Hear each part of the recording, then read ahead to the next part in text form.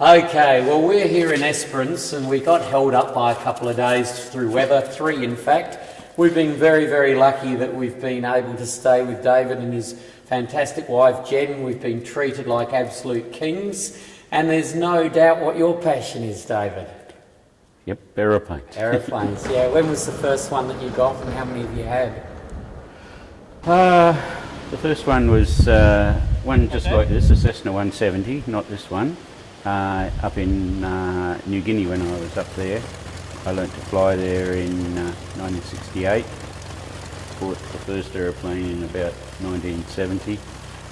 And this one here is my 10th aeroplane. Wow. I can't believe this one here was built in 1949 and still flies. 1949. Well, I'm still going, and I'm pre-1949. That's right, and you definitely fly. I thank you enormously for everything you've done, and thank you so much. You're most welcome. Come anytime. Thank you. You want to be careful saying that. Most people give way to pedestrians. Where I come from, we give way to penguins.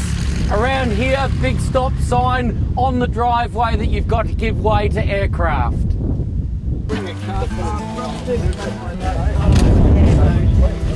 The hands will be on by Christmas, but they haven't specified which Christmas.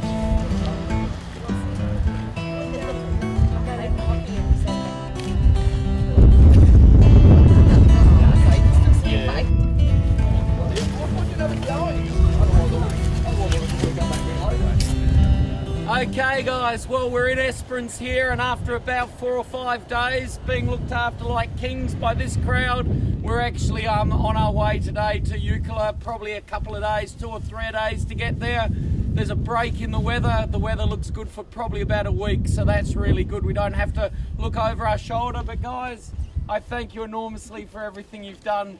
And Dave and Jen, your house has been superb for us this week, so thank you. Thanks guys. Good stuff. Bon voyage. Safe travels, guys. You don't know which way we go.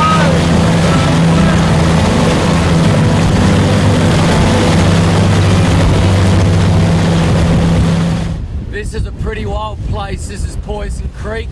This is where we've got to refuel to get across the bight. We came in through this, biggest waves for sure, and probably really not over safe, but we'll put an anchor down here and refuel one at a time.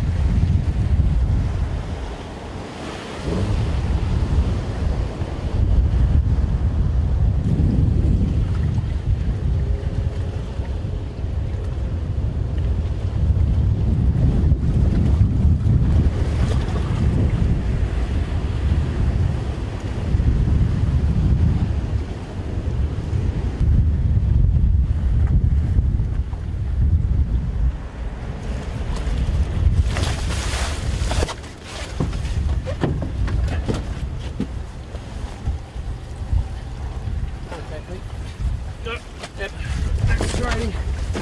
3 more. 1 more will be good. Yeah, that'll do, mate. Thanks.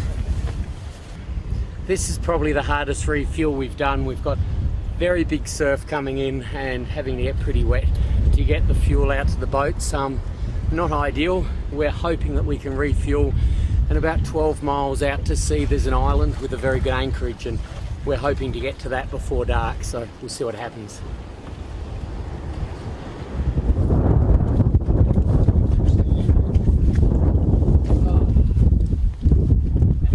We'll get a forecast off Dave. maybe tomorrow, and then I reckon we get to air, and then ring Dave and check what time the winds are going, because he's probably talking here, not 200 miles that way, and then if it's coming in, we snatch 4 or 5 hours sleep, and then go out and just keep going through and get there at daybreak.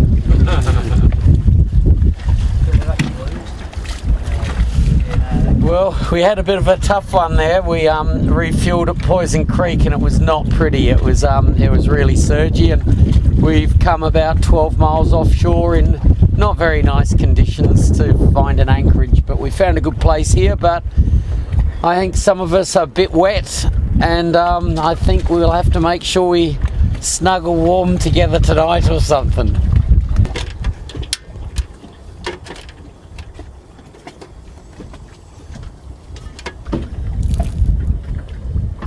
These Stormies have done and are doing a great job, but we've definitely put something else on, and we've been lent from the Antarctic Division these survival suits, which are really good for the bite, and I think I'll keep them on probably all the way to Tasmania. But they work really well, and we'll show you a bit more about them in daylight. The hardest thing is going for a leak in them, without any doubt though. Anyone want a carrot? No.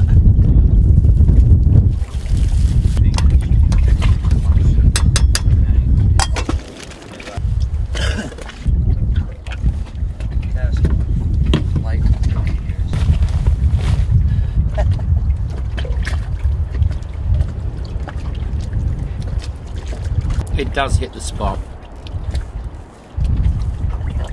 I reckon there's a chunky meat, and they forgot to put the meat in, and a cream of a bit of bacon flavour there maybe.